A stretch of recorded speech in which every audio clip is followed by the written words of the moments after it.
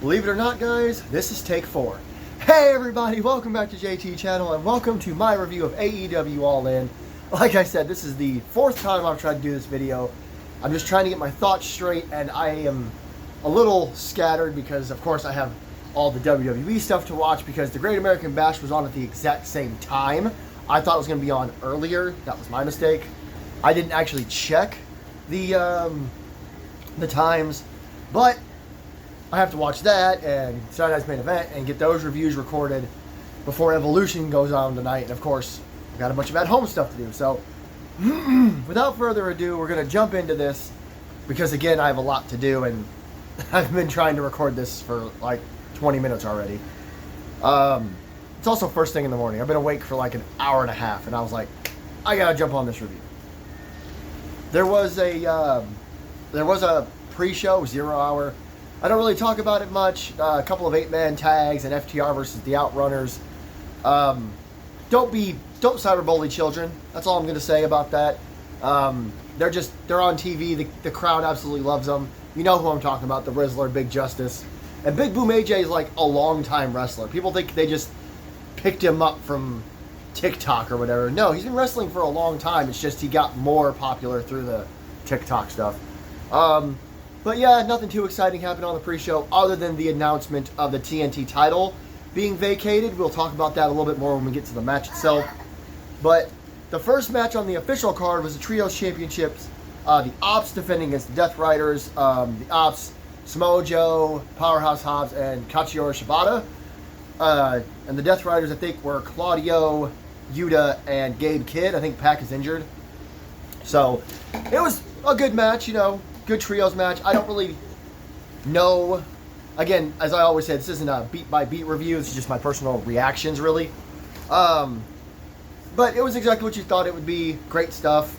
Great, like, tag team spots from both teams. The freeze frame I have here is from, I think Hobbs has done this before, too. That spot where Hobbs is on, I think, Claudio's shoulders.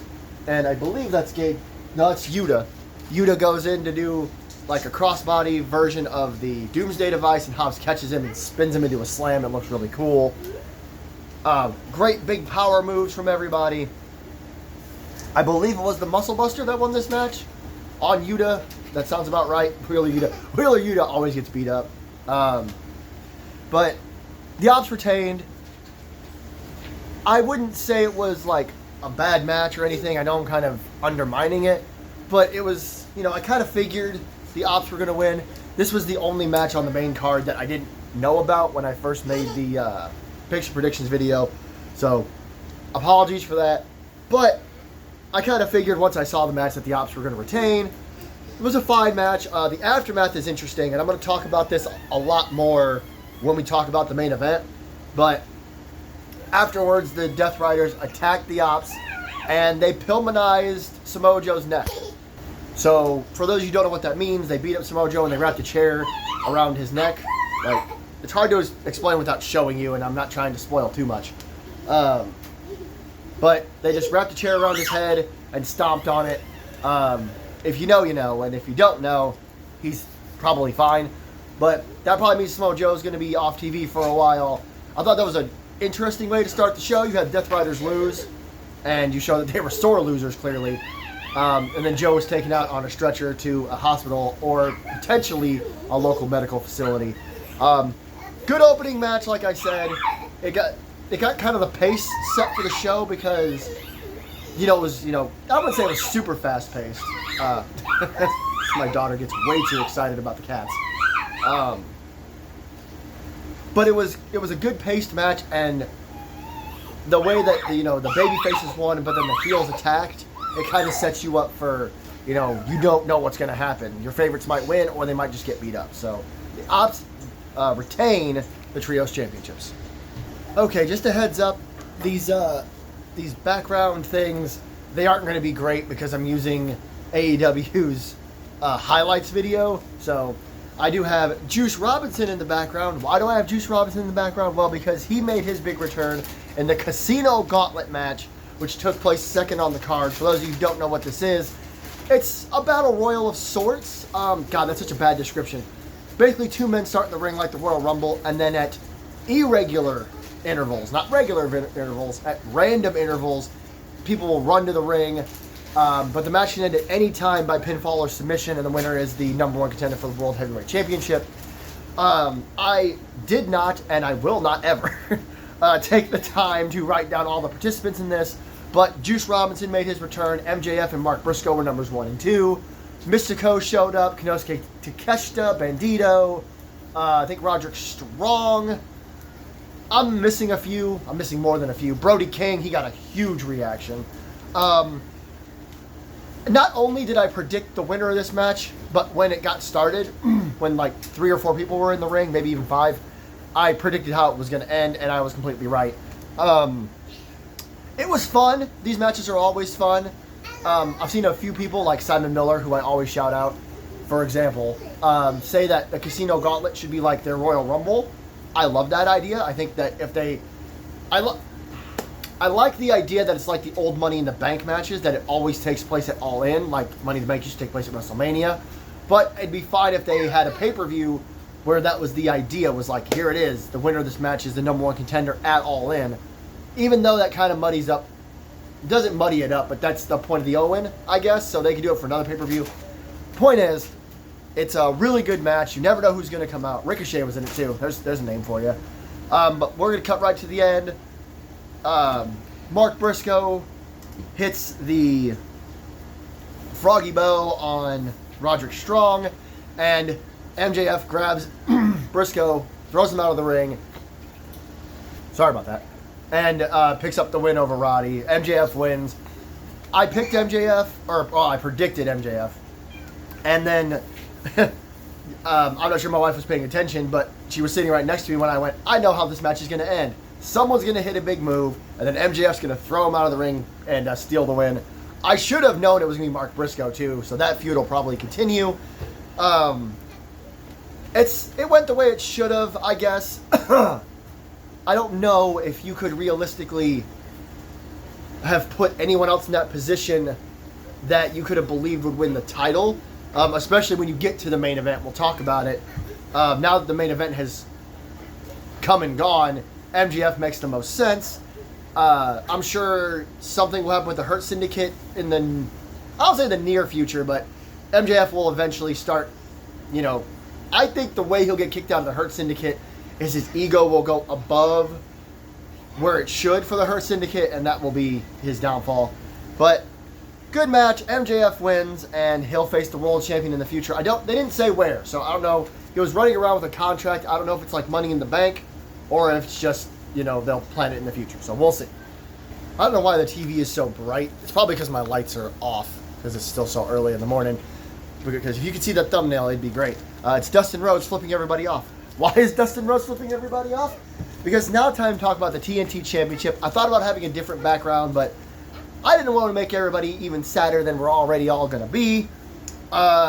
Because during the pre-show, we found out that Adam Cole had to vacate the TNT title due to injury. They did not disclose what kind of injury or whatever.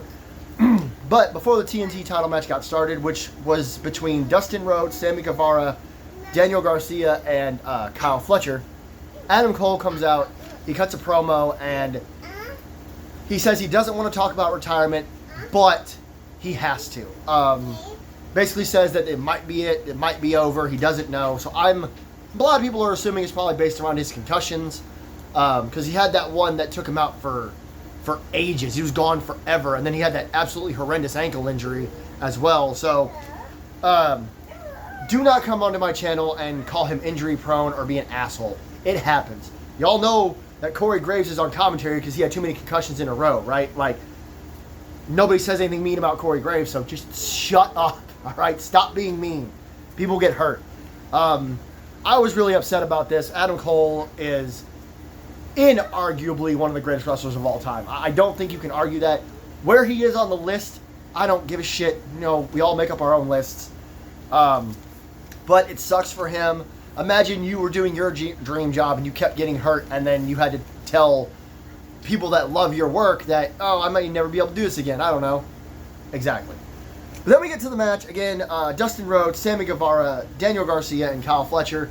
What do you expect from these four? Really good match. It was interesting because Dustin and Sammy had defended the Ring of Honor tag team titles the night before, and they were in one of those 8-man tag team matches during 0 Hour. So that was cool. The one thing I want to shout out, which is what this screenshot is from, is Kyle Fletcher got caught in the Shattered Dreams position, and he basically got kicked in the nuts 3 times, which, if any of you have ever watched Dragon Ball Z Abridged, I'm just going to say that and you'll know exactly what I'm trying to say. But what was really good about this, what really just probably made me cry again, to be honest with you, warm and fuzzy in your tum-tum kind of shit, is that Dustin Rhodes won. After the announcement of the Fatal 4-Way, I was on social media trying to figure out what's going on with Adam Cole, and I can promise you I saw no less than 20 to 30 comments, posts, whatever, replies, saying, oh, congrats, Kyle Fletcher. Kyle Fletcher's new TNT champion. Good for Kyle Fletcher. Even I said that. Even I was like, okay, so Kyle was probably going to beat Adam. Now he'll win this 4-way. We were all wrong, and you damn right. You damn right. Dustin Rhodes is a legend. I think Tony Schiavone said he's been doing this for 36 years, pretty much nonstop. And this is his first AEW title. Do not come into my comments, here I go again, and say, oh, what about the Ring of Honor titles? That's like saying Braun Breaker's a 2-time WWE champion. No, he's not. He's a 2-time NXT champion. They're not the same thing. So yes, he's a Ring of Honor. He's a trios champion and a tag champion in Ring of Honor, and now he's the TNT champion. Good for him. You could tell he was legitimately crying. He was legitimately happy. The crowd went absolutely nuts for this. He's from Texas, so that had to help. But he's also, Dustin freaking Rhodes. It means we'll get more Dustin Rhodes on TV. Some gnats on my freaking screen. I assume that Kyle will likely take it from him. If not, I hope they have a good story for Dustin. It always sucks not seeing him on Dynamite. I don't watch enough Collision. Excuse me. But this was awesome. It was a really feel-good moment. I think he won with a roll-up, a small package or something like that. Sammy shook his hand afterwards because obviously they're tag team champions in Ring of Honor. So Dustin Rhodes is a triple champion. How about that? The new belt collector. So again, awesome match, awesome finale. Dustin Rhodes is your new TNT champion. And I hope Adam Cole as well. I really hope he can wrestle again, but if he can't, thank you, Adam Cole, for giving us some incredible shit over the years. Alright, next up was, and I've had some time to think about this, overall, this was probably my favorite match of the night. Now, I'm going to be honest with you guys. Whenever my wonderful, amazing, incredible wife is in the room, I'm getting flipped off. I tend to tone it down just a hair, right? I tend to tone it down just a little bit. Yes, I get excited and she lets me get excited, but if she's not in the room and I'm watching wrestling, I tend to let it go. I tend to get really excited, like a Tennessee Titans fan when the Tennessee Titans do anything good. That's right. I just shit on my own state's fucking football team. This was the match where I got the most energy out of, but my wife also wasn't in the room. I'm only saying that because, like I said, when she is in the room, I do tone it down a little, no matter how excited I get around her. I've told her before, when you're not in the room, I let myself just go. But now that I've had time to think about it, I still think it was my favorite match of the night. And you're sitting there going, can you tell us what match it is? Well, whose house? It was Swerve Strickland and Will Ospreay taking on the Young Bucks. If the Bucks won, Swerve and Ospreay, no world title matches till All In 2026. And if Ospreay and Swerve won, the Bucks are no longer EVPs, and the Bucks are no longer EVPs. This was such a good match. I will say I don't want to say it started slow, but because of the story, there was a little bit of even back and forth, a little bit of this, a little bit of that. But once it got going, There was tons of incredible tag team action. Great near falls. Of course, the Young Bucks threw about 375,922 super kicks. Some of the highlights of the match, there was I'm trying not to tell you guys too much in a row. Well, I'm just going to tell you everything. There was the Stormbreaker Stomp combo, which I called the Stomp Breaker. I don't know why. I'm an idiot. Do not listen to me. But that's such a good combo. The Stomp into the Stormbreaker, that was a 1-2. breakup. Again, tons of super kicks and EVP triggers and kickouts. There was also... There was the more bang for your buck, which they kicked out of. There was this amazing spot where the Bucks were kicking them and punching them in the gut. They hit double destroyers. Ospreay and Swerve stood up, did like a power stream. Ospreay hit the hidden blade and Swerve hit the house call. So all four were down. It was... I know people get mad when the destroyer doesn't get sold, but they did sell it. What it was they got hit with the destroyer. They had an instant burst of energy, hit their biggest move, and then sold the destroyer. So I thought that was absolutely great. A fantastic moment in the match. But what it came down to, there was a couple of spots. Will Ospreay went for the hidden blade at one point to one of the Jacksons, and they ducked, and he hit Swerve. Later on, they had... The shot I have this from is they had Will Ospreay's arms over the middle ropes, and they were hitting him with super kick after super kick after super kick. And Swerve got in the way. So he would take some of the shots. And that is when Swerve and Ospreay started to really work together. Go, go, go, go, go. I think one of the Jacksons took a stomp on the floor, a Swerve stomp. And then they took out the other Jackson. I can't remember which one. I didn't write it down. And they hit the hidden blade and the Swerve, and the house call at the same time. 1, 2, 3. It was just so good. It was so good. It was the right move. I think this was the perfect way to go. Ospreay and Swerve. You got to imagine they're going to be involved in the world title picture. Not right away, but they made that stipulation, so they're going to be back in it for sure. I really love their combos, the stop breaker and the house call and hidden blade. Or the house blade or the hidden call. I'll stop. But again, it was probably my favorite match of the night. It was just go, go, go. All the kickouts were great. And without having a title on the line, it had the most jeopardy, which I think, a lot of people were probably wondering who is going to win this match. I think I predicted Swerve and Ospreay, but I wasn't entirely sure, because they could have lost, and that could have been a great story that could have lasted like the whole next year. So Swerve and Ospreay defeat the Young Bucks, and they are no longer EVPs. I'm really excited to see the fallout from this match.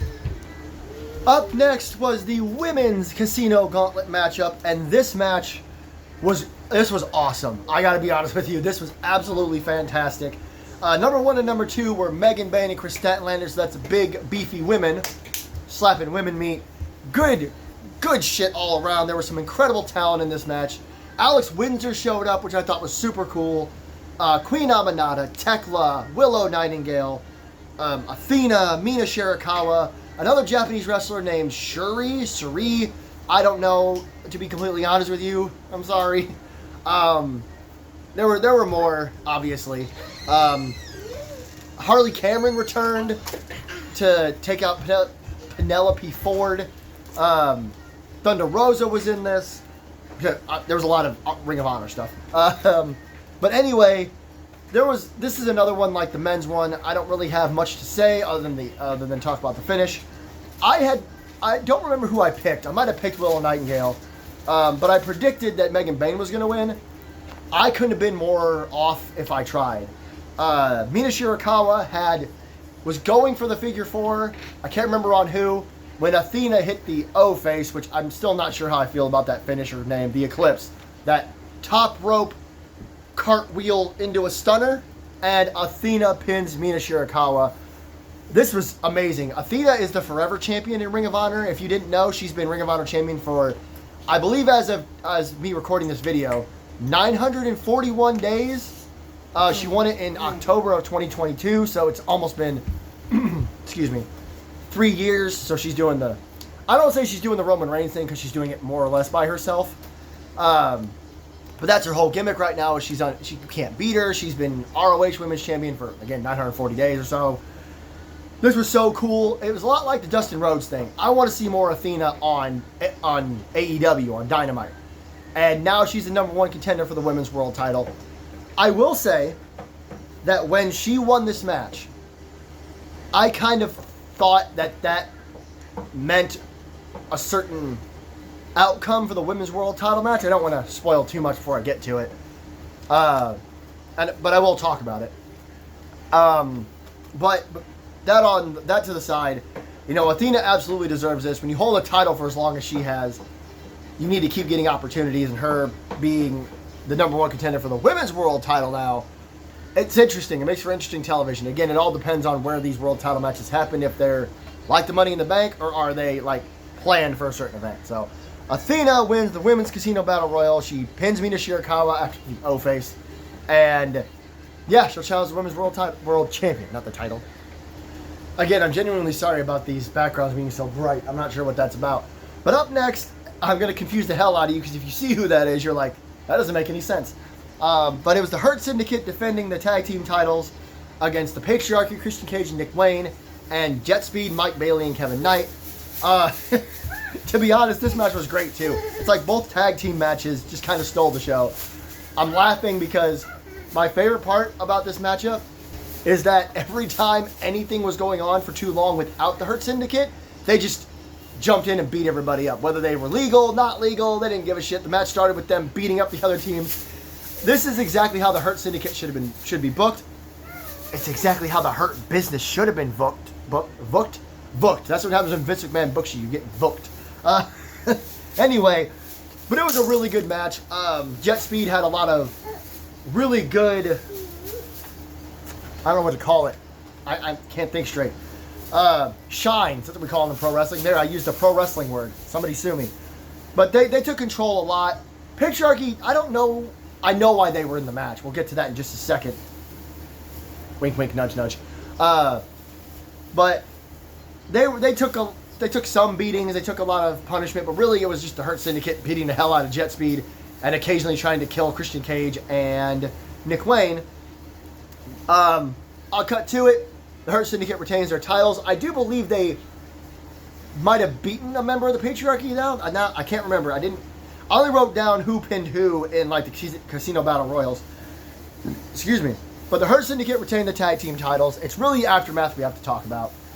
Because FTR was out there. They've been doing this thing where they kind of were working with the Patriarchy. They had beaten the Outrunners in the pre-show. And during the match, they kept, I think the Hurt Syndicate kept throwing members of the Patriarchy into them. It was so dumb. I don't know why. It's just funny. I enjoy it. And then after the match, the Patriarchy and FTR were in the ring. They were rah, rah, rah, rah, arguing with each other. And Christian was like, oh, just forget about you guys.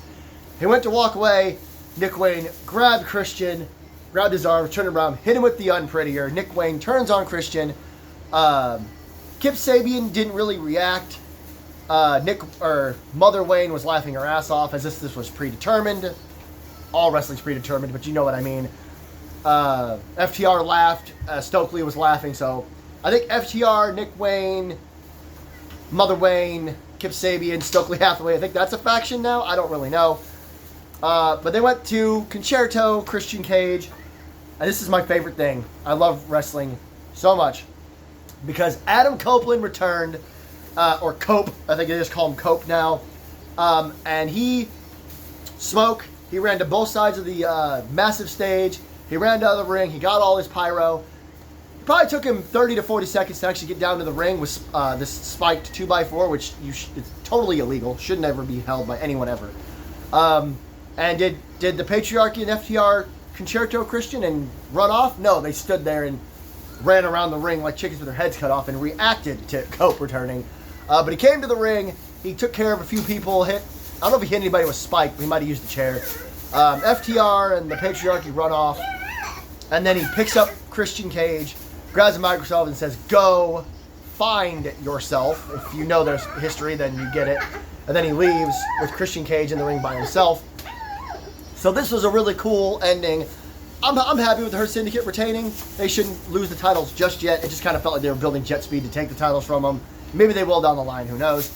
You got all these other great tag teams, FTR, the Outrunners, Nick Wayne, and maybe Kip Sabian? I don't know. But we're clearly... This was always the plan, I think, when Cope debuted in AEW. Eventually, you want to get Edge and Christian back together. I'm just going to say it. I was losing my mind during this because it's so cool. It's so nostalgic. They're not together yet. There's probably going to be a couple of weeks of, I don't know. But eventually, we're probably going to get Cope and Cage against FTR, which, you go back, 5-10 years and tell somebody that we're going to get the Revival versus Edge and Christian. It's going to be really good. It's kind of a dream tag team match. I don't know where we'll do it, but I'm excited. Maybe it'll be a TLC match or a ladder match, like Edge and Christian, Cope and Cage, FTR, maybe the Hurt Syndicate. Maybe it'll all be in the tag team titles pictured, but a really good 6-man or 3-way tag team match, and the aftermatch was absolutely incredible. I'm so glad to see Cope back. I'm looking forward to how he pulled the story off. On to the first of 3 main events, which I don't remember them saying they had 3 main events or a triple main event. That's just what I said. But apparently that is what they were promoting it as. Toni Storm defending her Women's World Championship against 6 belts Monet. And for all of the absolute psychopaths on the internet, I will tell you right away, she is still just 6 belts Monet, alright? Breathe. Get out of your mother's basement, wipe the Cheeto dust off your hands, breathe some fresh air, and touch some grass. This match delivered on every single level. I said it during the review, or the picks and predictions, that I do not think it's hyperbole to say this is one of the most anticipated women's matches of all time, especially in AEW. It's the biggest women's match in AEW history, I think, without a shadow of a doubt. And again, for the people that hate Mercedes Moné, that's not what I'm talking about. I'm talking about the story, the way AEW built Mercedes and has built Toni. It's their 2 biggest women's stars ever going one-on-one. It was tons of back and forth. I wasn't sure who was going to win this match. I believe I picked Toni but predicted Mercedes, or the other way around. I don't know. I don't remember all my picks and predictions. But this, again, it was just really good. There was one point where Toni she hit the Storm Zero, which is a pile driver, and Mercedes kicked out. Mercedes hit all of her big moves, and Toni, when she hit the Monet Maker, I think it is. It's that gory bomb into a flatliner kind of thing. The crowd was like, oh! I was like, she's not going to win yet. If she's going to win at all, which, again, she didn't. Then Toni at one point hit a Storm Zero, then picked her up, hit another Storm Zero. Mercedes still kicked out, which I thought was cool. That got me. Lots of statement makers, lots of submissions by Mercedes.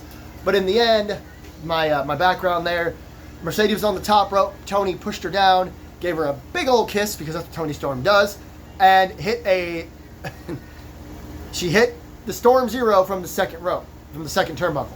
Again, that is a pile driver from the second rope. You're not going to kick out of that. 1, 2, 3. Toni Storm not only retains her title, but hands Mercedes Moné her first loss. That's huge. Big reaction from the crowd. This show proved all the incel morons on the internet wrong. And what's funny is I say that, and I'm talking about some people I know. I have wrestling fan friends that are still, I don't know what to say it. They're still sour, I guess, still salty as fuck about what Mercedes did in WWE when she walked out because she was being disrespected and not treated right. They still haven't forgiven her for that, which is so dumb. But they're just as dumb as the rest of the incels on the internet, because when her music hit, at least 60 to 70% of this crowd was chanting CEO. So clearly she's over. She's not more over than Toni Storm, obviously. But this was a great match. The crowd was in the palm of their hands. Toni Storm retains, which, again, talk about the Women's Casino Gauntlet for a second. When Athena won that, I kind of figured Mercedes was going to win the women's title, because Athena versus Mercedes, that's a massive, massive match. But so is Athena versus Toni. So I'm excited to see where this goes from here. What do you do with Mercedes next? I predicted a long time ago that when Mercedes gets handed that first loss, that's going to start weighing on her self-esteem, and maybe she'll start losing some of those belts. And for all the, once again, incel, Cheeto dust, mom's basement morons, Mercedes Moné will be AEW Women's World Champion someday. But congratulations to Toni Storm. Alright, next up, a match that I will admit I might have oversold before it started. Kenny Omega, Kazuchika Okada, International Championship, Continental Championship. Scoot them to the side. This is for the Unified Championship, which rumor has it will be treated like a secondary world title. Not a bad thing, not a bad thing. They wrestled about 30 minutes, which means they now have wrestled for, I don't remember. I have it somewhere in my notes. But that's another 30 minutes for Omega and Okada. They've wrestled for a damn long time. Okay, I just made my wife do math. I'm so mean. As of this matchup, they have wrestled for 224 minutes. For two people to only have 5 matches and wrestle for that long, that's insane. You're going to get arguments for the rest of time, okay? Until time ends and the world explodes and then implodes and rebuilds itself. People are going to argue which match was better. People are probably already, I'm not online today, thank God, because I don't want to see too many spoilers for all the shows I have to watch. But I'm sure people are bitching, saying, this isn't as good as... No. Zip it. Their last match was 7 years ago against each other. Their styles have changed. Kenny Omega... I'm going to apologize to everyone watching this on their phones, on headphones. Maybe you're watching it on your TV and you have the volume up a little loud. Apologize to my wife, who isn't awake yet, because I'm about to shout at you. He had diverticulitis. Okay? Kenny Omega had fucking diverticulitis, and he is still wrestling. Brock Lesnar, I think, had diverticulitis as well. So, if you're not complaining about Brock Lesnar's wrestling, you can't complain about Kenny Omega's. All right, let me calm down. Again, I haven't even seen the reactions, but I know how people are. I know how the IWC is. But with that being said, this was a really good match. It was awesome. It was, I think, their first match on American soil. I think all the other matches took place in Japan. Everything happened that you expected to happen. Interferences from Don Callis. I think Trent and Rocky Romero got involved. Kota Ibushi was out there. Don Callis got involved. We had Rainmakers, kickouts. We did not get what I wanted, which was a one-winged angel and a kickout. I like that AEW is saving that still. It's the most protected finisher in the history of pro wrestling. But I think if you're going to do it, you do it at All In. But it's okay. I'm not complaining. When he did hit the one-wing angel, Don Callis just pulled the referee out and beat him up.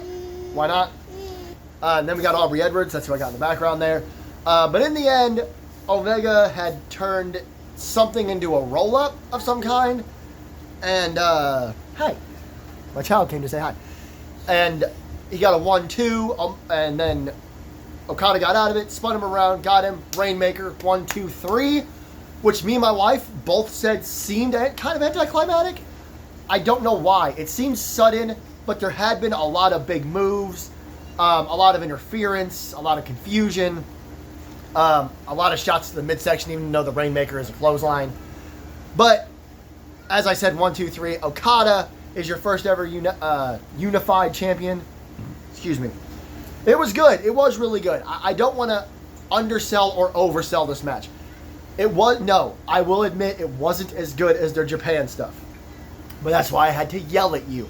Okay? They've been wrestling for 7 years since then. Kenny had diverticulitis, could have died, yada, yada, yada. Okada's been doing all this stuff. They're not the same wrestlers they were 7 years ago. Are you the same person you were 7 years ago? I know I sure ain't. I'm 34 years old. What was 7 years ago? 27? Hell no. I can't do 90% of the things I did when I was 27. I'm exaggerating. But it was a really good match.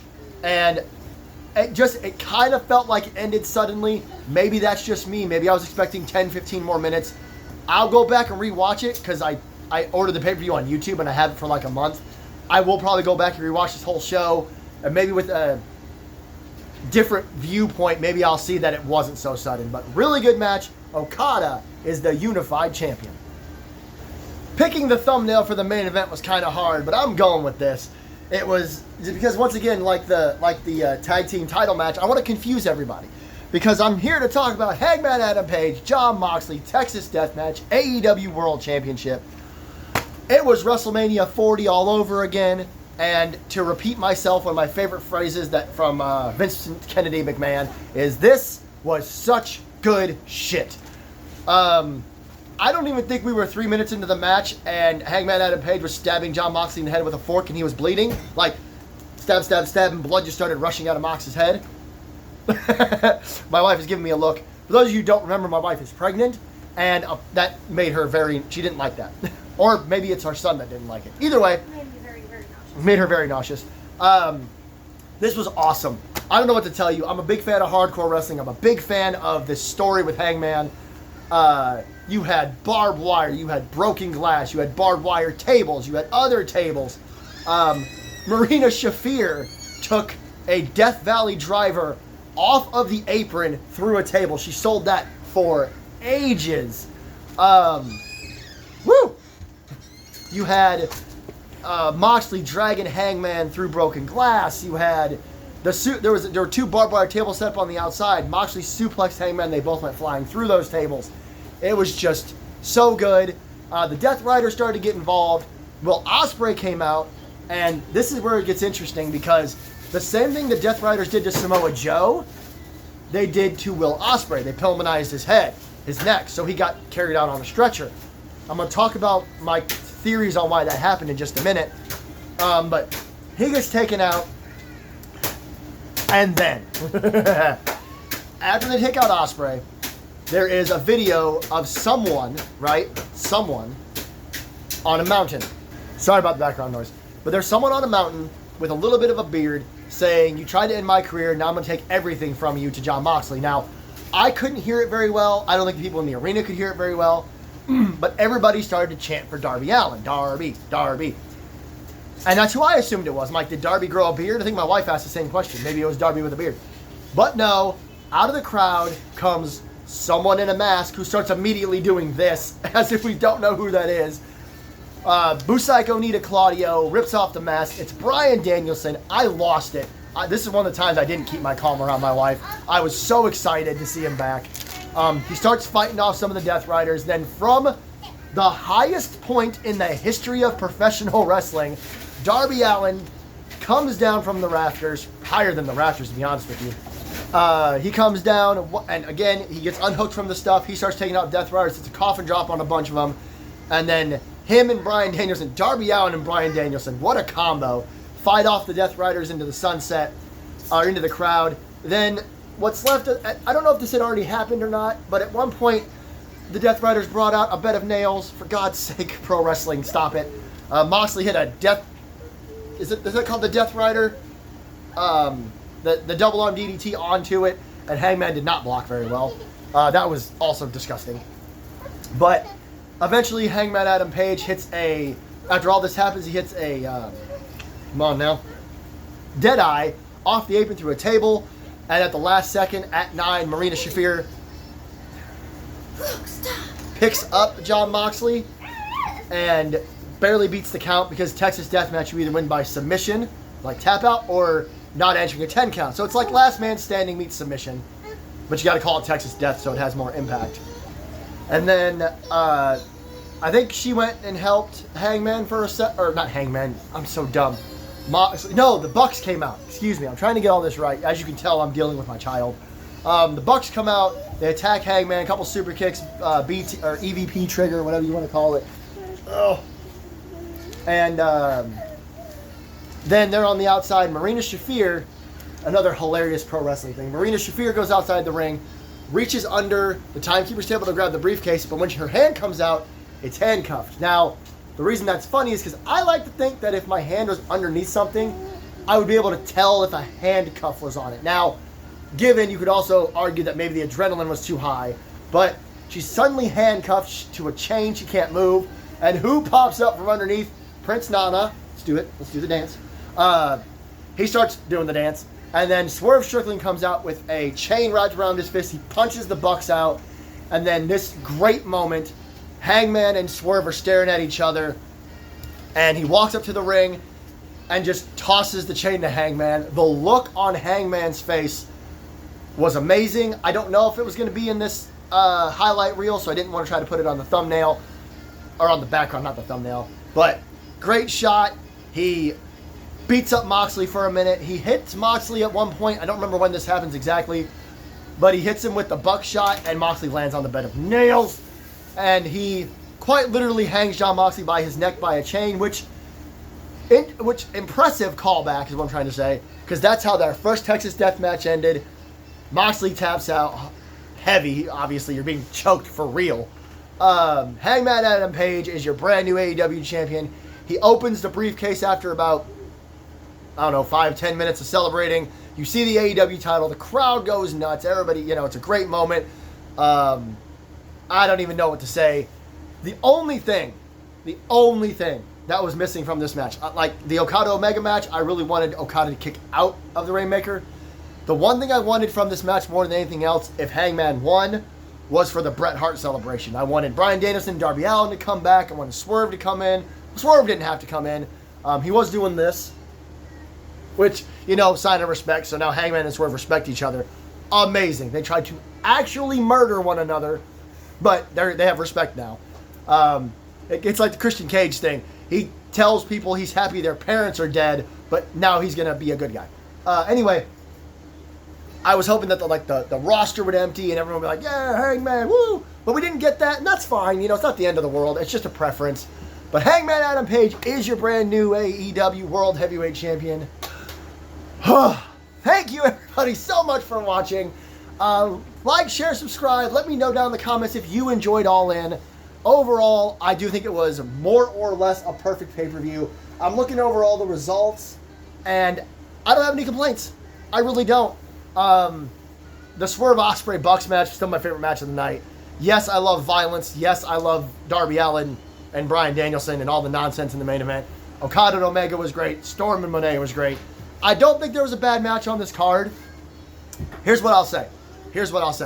If I were to rank the matches from 9 to 1, because there's 9 matches on the card, the Trios Tag Team match is probably at number 9. Not because it was bad, but because you could tell that people, including myself, just weren't as into it. We were waiting for the main, like they could have put that match on the pre-show and nobody would have been that upset.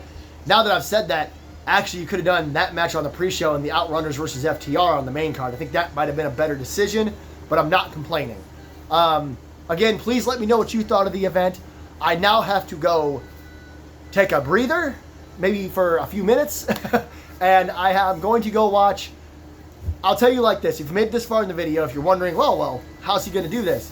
I'm going to watch Saturday night's main event for sure. The one show that might suffer will be, if I had to pick one, would be the Great American Bash, just because I don't watch as much NXT. But I'm definitely going to watch all of these shows. So until next time, just bear with me with all these wrestling videos. This is JT Channel. I am JT, and I will see you in the next one.